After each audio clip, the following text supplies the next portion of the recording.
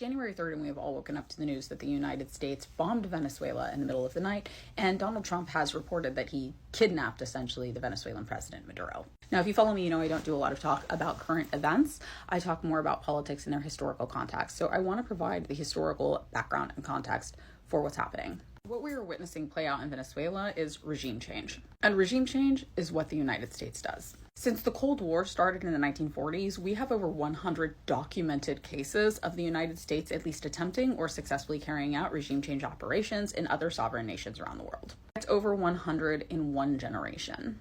It's important as an American that you learn to identify regime change in its early stages. So we're going to talk about how this process usually goes down. The need for regime change is usually identified by the US government because a country has a resource that we want and they refuse to give it to us, or they refuse to give it to us at a price we find advantageous. That is it. The economic goals and interests of the United States government are the primary concern at play here. It is the banality of evil. We are not getting a good price on a deal and we flip out. It's absolutely horrific. But that is why imperialism is the final stage of capitalism.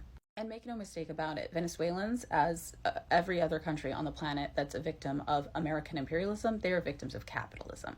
When a country has identified that it is not going to play ball with us and give us the resource we want at the price we want, in Venezuela's case, it is very obviously oil, we begin to lay the groundwork for regime change. And regime change follows a pretty simple formula. Number one, cast doubt on the legitimacy of that leader. The way we do this is by aggressively financing and backing opposition candidates that are running in support of us and our agenda. If they win, that's great. The regime change worked easy. If they lose, though, there's an opportunity still. For Venezuela, this is Machado, case in point. This is the opposition candidate who is a literal fascist that we are backing.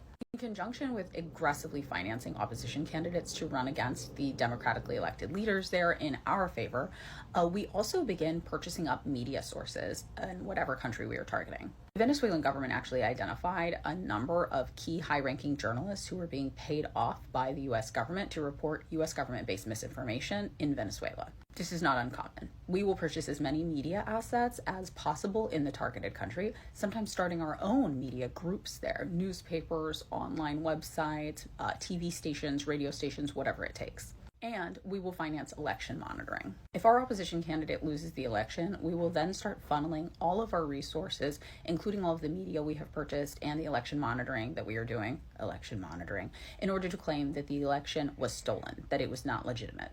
These propaganda efforts, make no mistake, are so effective that they do not just fool people here in the United States. They fool people in the country we are targeting. And that is our goal. We do that intentionally. We want people in the country we are targeting to also think that regime change needs to happen where they live. This is why you cannot just pluck a random person